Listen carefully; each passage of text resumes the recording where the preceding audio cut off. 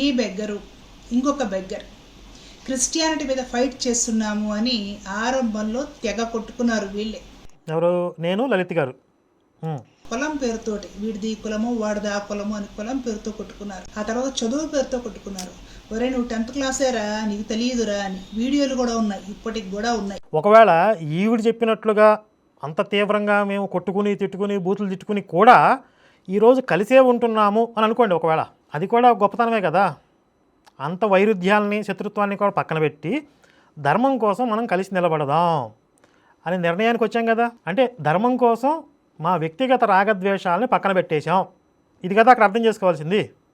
కానీ నువ్వేం చేస్తున్నావు?